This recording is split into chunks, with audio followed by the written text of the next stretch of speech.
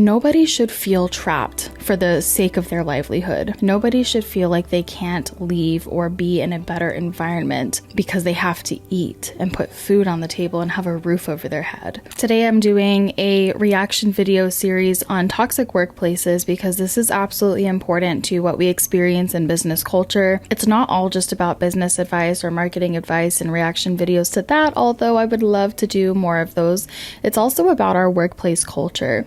That's a large part of what I'm currently doing and advocating for is just a healthier workplace environment because it's the one thing that we all have to do. Globally, everybody has to work in order to make a living and provide for themselves, which, without getting too woo-woo here, I just find absolutely bizarre to be the only species that has to work like this to live on this planet. You know, we got some work to do.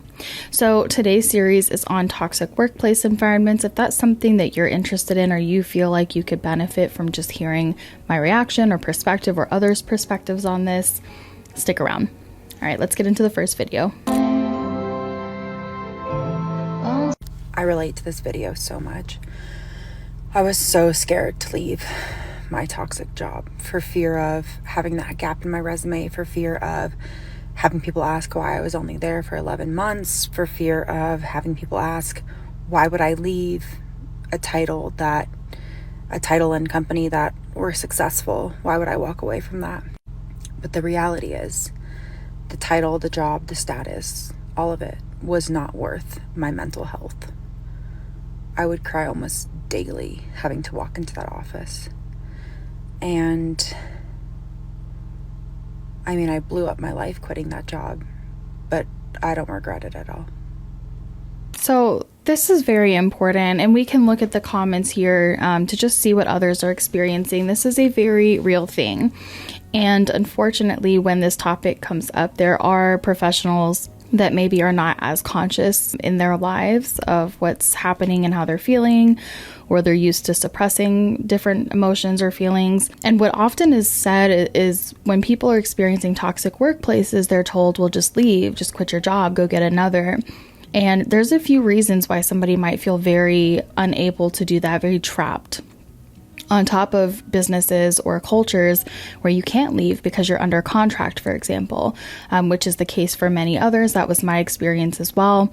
So when somebody is a provider for their home, or if they are a contributing provider, or if they're taking care of themselves, or maybe they're a single parent, that in itself is a reason for people to feel trapped and unable to make a different move.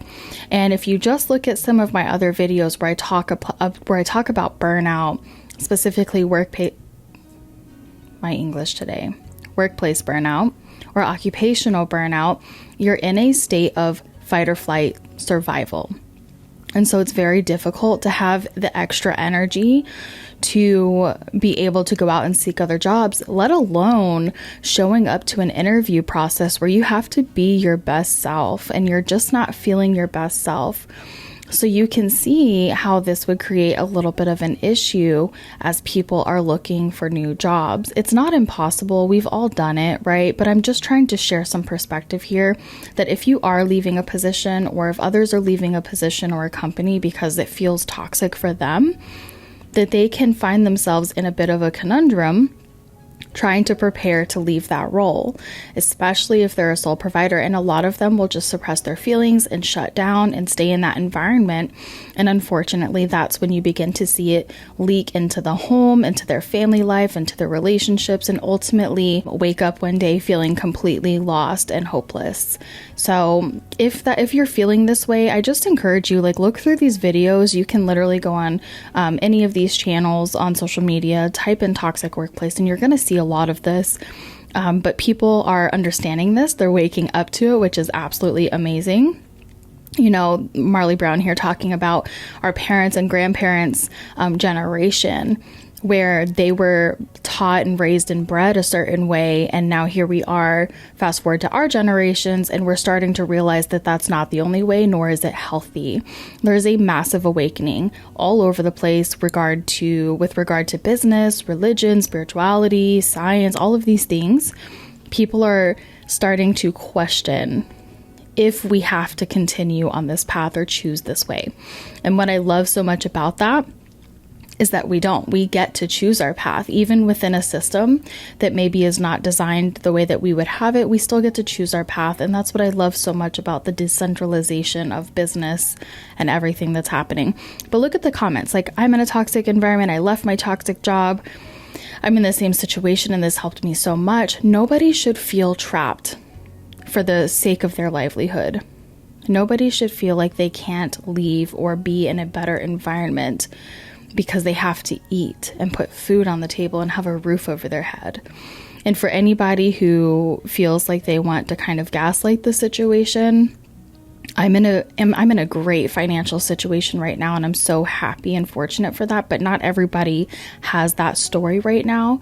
And I think we can do a lot by practicing empathy in these situations and understanding that there is a very real reality out there of people feeling trapped by their workplace. I want to pivot slightly to look at a video here about the workplace in general, regarding toxic workplace, from somebody who already leads these culture changes in the workplace. He's also a bit older than me, so he is in that older generation, which is great because this is the generation who is starting to wake up to what's going on in the workplace and start to do something about it. And so his generation is among the first to be able to start that change. And then the generations after are really the propellers advancing that movement and that understanding. So what you'll notice, and I've learned this through my degree, I've learned this through observation, is that it's a multi-generational process to create change.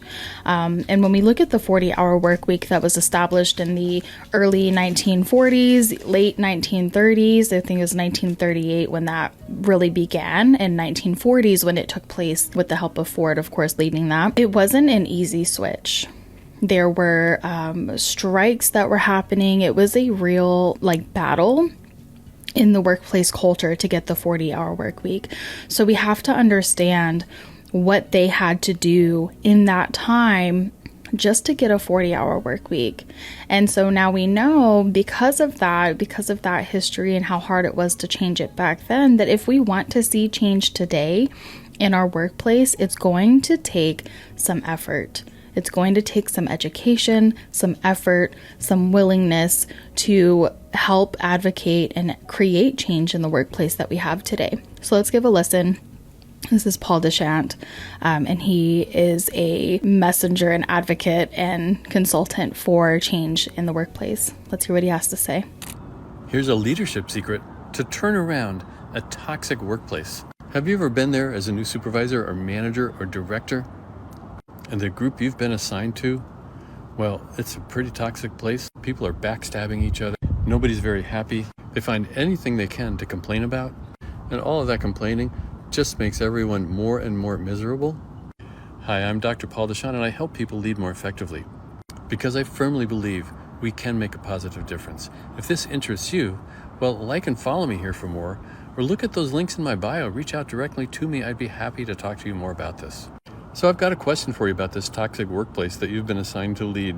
What's it look like physically? Is it a brand new building where all the equipment works? It's specifically designed so that the workflows go smoothly? Or is it a rundown, ramshackle, old building that's on its last legs and ready to be replaced, and people are just putting in the time until something changes? Maybe it even burns down before they finally fix the dang thing. Well, I am here to tell you that I have seen teams work in both of those physical settings, and in both cases either be extremely positive teams or extremely negative teams.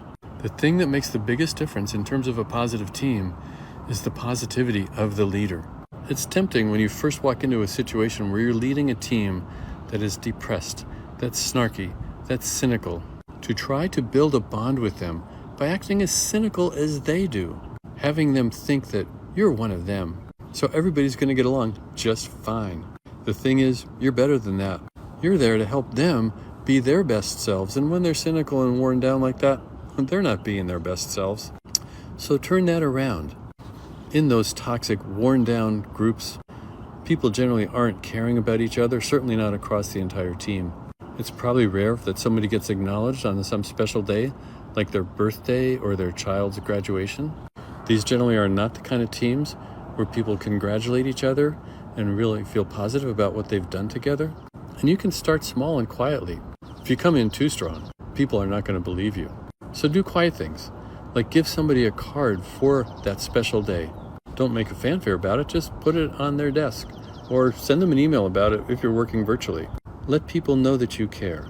Ask them what they think you need to know to help make that place better. And then act on one of those things that they say. And keep at this on a daily basis. And over time, things will change. I can tell you when I was CEO of a large medical group, one of the most positive offices was one of the most rundown buildings because the supervisor of that office, her name was Letitia, I still remember this. She was the most caring, sweetest, and nicest person. She didn't take crap from anybody, but everybody knew that she cared deeply about them. And I always loved going to that office because it was just so darn positive. She had figured out that positivity, her caring about each individual, made the team a completely different team than it could have been otherwise. So we'll stop it there because he's already said so many great things about this. When we're talking about changing a culture, so this is a great video because if you're a leader, you can take some notes from this. If you're a subordinate or if you're just an employee at a position, you can also take some notes about what maybe a good leader would be if you haven't had that example already.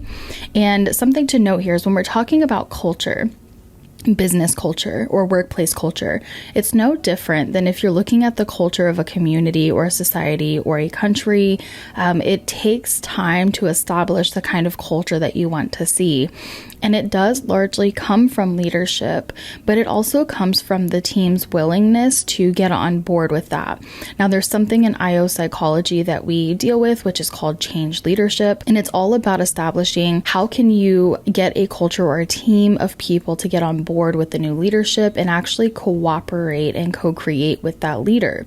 And so this is very important because if you do have a team that's burned out or run down, it's going to take a little bit of time after that change in leadership to see some of the positive benefits. So I love what Paul is saying here because it does take time and it is in those little moments. Being able to give a card to somebody, a handwritten note. We have to remember just beyond the workplace itself, which is one separate beast, there's still personal lives involved. People are humans outside of work too. They have relationships, they have communication patterns, they have their own traumas. And so not only are we dealing with a workplace culture potentially, but we're also dealing with who are these people at home? What do their lives look like at home? Some people are doing fantastic, and work is really the toughest part for them. And there are some people that have it much worse than what their workplace is giving them. And so we have to keep those different things in mind here. But the more we become conscious and cooperative and willing in the workplace, the more we can really influence the culture of the workplace to be more positive and have a positive influence on the rest of our lives. If we just go back to what I said a few moments ago, work is one thing that globally speaking, we have to do. And it might look different depending on the country or the community that you're in. But one thing is for certain is that you're probably trading your time, your skills, or your effort for some type of compensation to live. And so this is really valuable advice because it just goes to show that we can turn things around. It's a daily choice by choice, or action by action choice. That's what I was trying to say. It takes time and effort. And then what you do, there are some people that will just be stubborn and never change. If you have given a certain timeline, maybe 90 days to 6 months or so, and you see most of the team is getting on board, but there are still a few that are creating problems or cynical or not cooperative, then that's when you look at establishing or potentially clearing them out of the team and kind of cutting that cancerous attitude out of the team, because it does take a willingness on both parts. So what I really want to highlight with this is, yes, leadership absolutely matters, but it is a cooperative effort between the team and leadership. And you need both parties, similar to a relationship or a marriage, you need both parties to be willing and cooperative and on the same page for the business culture to really see some positive changes. Absolutely love this video. We're going to give it a watch because I do want to get into some of the psychology. So let us listen and then we'll talk. The moment you start studying people's psychology is the moment you'll stop being bothered by their behavior. You see, the more you understand why they move the way that they move, you'll know exactly how to handle them. Your coworker isn't just mean. It's an ego thing. That manager that's always micromanaging you, it's a power trip.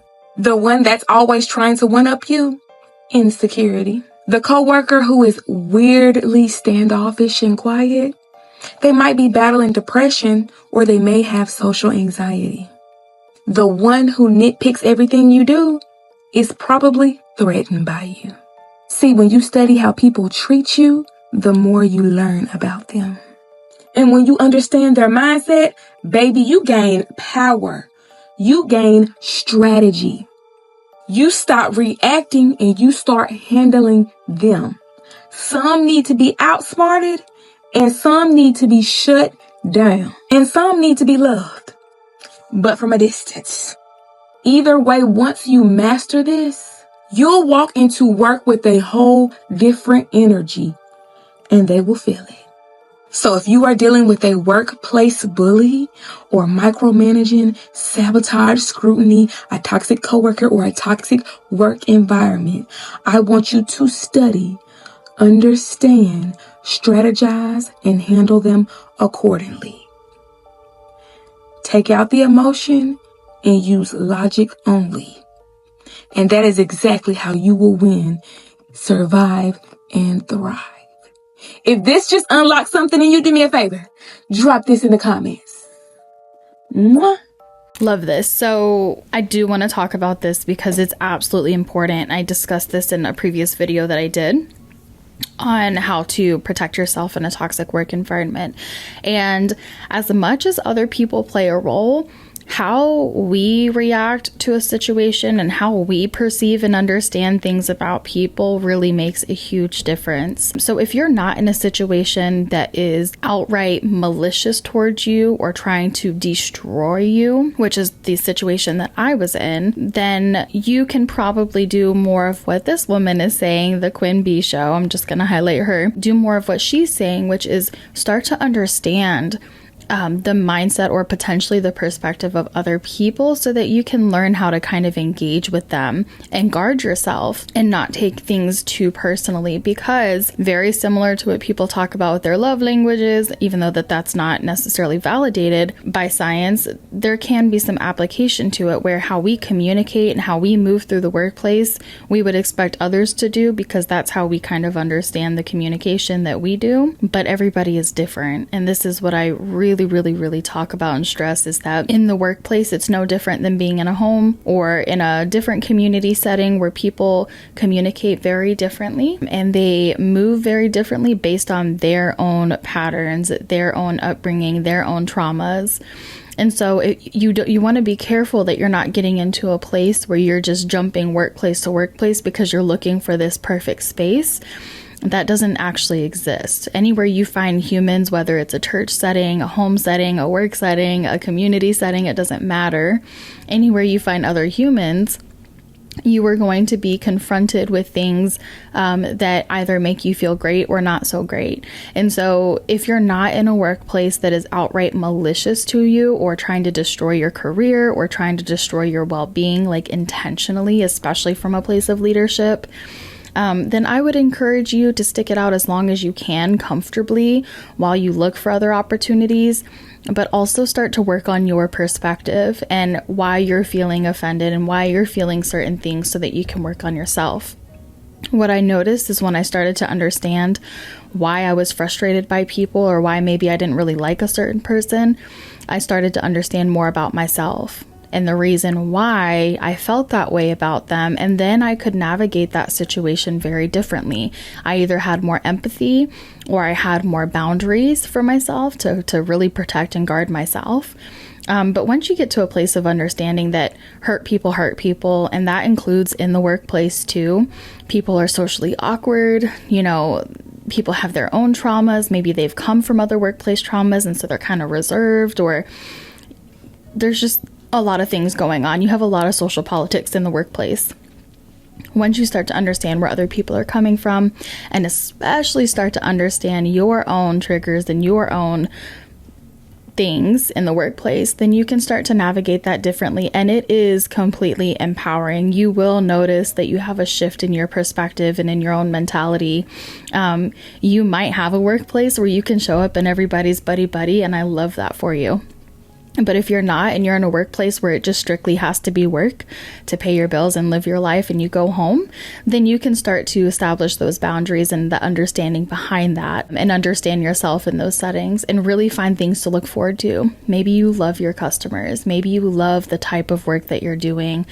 Start to look for those positive pieces that are going to give you the why and the reason for why you should stay. And then if you absolutely feel like it's detrimental for you and you can't, then start to make those preparations to leave.